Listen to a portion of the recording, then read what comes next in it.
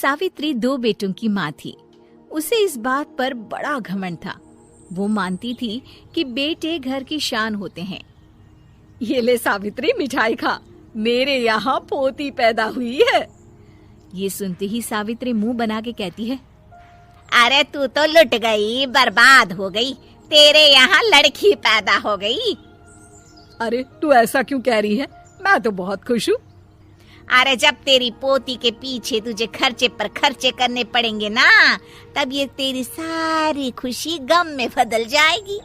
पहले लड़की की पढ़ाई लिखाई का खर्चा, फिर उसकी शादी का खर्चा। अरे आजकल की शादियाँ कितनी महंगी हो गई है। गहने बनाओ, लाखों रुपए पानी की तरह बह जाते हैं। लड़कियाँ तो सिर्फ खर्चा करवाने के लिए ही पैदा होती हैं। इस तरह लड़कियों के प्रति अपने विचार व्यक्त करते हुए सावित्री ममता को लंबा चौड़ा भाषण देके चली जाती है। अब तो आप लोग इस कहानी में सावित्री देवी का पात्र अच्छी तरह समझ ही गए होंगे। कुछ समय बाद सावित्री की बड़ी बहू भी एक लड़की को जन्म देती है। फिर क्या था, सावित्री पूरा आसमान सर पर उठा लेती है। हे भगवान, ये तू मुझसे किस जन्म का बदला ले रहा है? अरे मैं तो मंदिर में रोज आकर तुझसे कहती तो थी कि मुझे एक पोता चाहिए, और तूने मुझे पोती दे दी। इतनी मिठाइयाँ और प्रसाद चढ़ाने का क्या फायदा हुआ? तभी सावित्री की बहू निशा कहती है, क्या माँ जी, आप भी इतनी सी बात पर नाराज हो गई हैं? देखिए तो आपकी पोती कितनी सुंदर है, बिल्कुल आप पर गई है। अरे चुप कर, तुझे 9 महीने इतने महंगे महंगे काजू बादाम फल फ्रूट खिलाने का फायदा क्या हुआ? मेरे तो सारे पैसे बर्बाद हो गए। ये सुन सावित्री का बड़ा बेटा अजय कहता है, माँ, तुम सिर्फ नाम के लिए 2020 में रहती हो। असल में तुम्हारा दिमाग सैकड़ों साल पुरानी सोच रखता है। आज के जमाने में लड़का और लड़की में कौन फर्क करता है? मैं तो बहुत खुश हूँ कि भगवान ने मुझे लक्ष्मी के रूप में बेटी दी है। लेकिन सावित्री पर अजय की बातों का कोई असर नहीं होता। नालायक, अपनी पत्नी की जबान बोल रहा है। मेरा बड़ा बेटा तो हाथ से गया। लेकिन सावित्री देवी हार मानने वाली नहीं थी। वो पोते की चाह में अपने छोटे बेटे विजय की शादी करवा देती है। कुछ समय बाद आखिरकार वो दिन आ ही जाता है जब सावित्री की छोटी बहू गर्भवती हो जाती है। सावित्री इतनी खुश हो जाती है कि वो बच्चे के जन्म से पहले ही सारे मोहल्ले में ढिंढोरा पीटने लगती है। ये क्या सावित्री, तू तो पोते के जन्म से पहले ही मिठाई बांट रही है। पहले पोता पैदा तो होने दे, और फिर क्या पता अगर पोते की जगह पोती पैदा हो गई तो।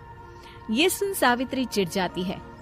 अरे अपनी काली जबान मत चला, मेरी मिठाई खा के मेरा ही बुरा सोच रही है। बड़ी आई, ला मेरी मिठाई वापस कर। देख लेना, इस बार मेरे यहाँ पोता पैदा होगा, पोता। लेकिन ठीक इसका उल्टा होता है। सावित्री की छोटी बहू भी एक लड़की को जन्म देती है। सावित्री फिर से रोना धोना शुरू कर देती है और अपनी छोटी बहू को कोसते हुए भला बुरा कहने लगती है। देखते ही देखते ये सावित्री की रोज की आदत हो जाती है।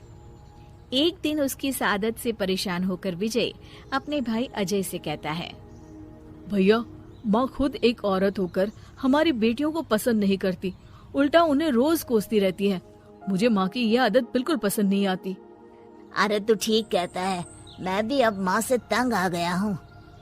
अच्छा, तो अब तुम दोनों इस तरह पीठ पीछे मेरी बुराई भी करने लग गए हो?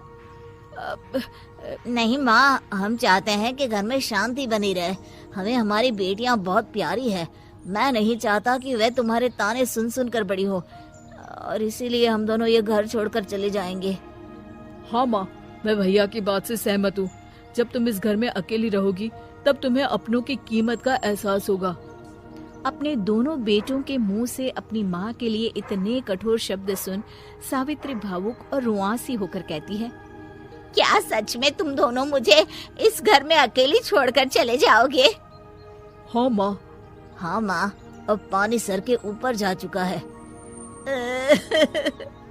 मैं तुम दोनों के बिना नहीं रह सकती। अपनी सास के आंसू देख अजय और विजय की पत्नी अपने पतियों से लड़ पड़ती है। अरे जिसे जाना है वो जाए, मैं माँ जी को छोड़कर कहीं नहीं जाने वाली। भाभी, आप ये क्या कह रही हैं? वही जो तुम सुन रहे हो, दीदी बिल्कुल सही कह रही है।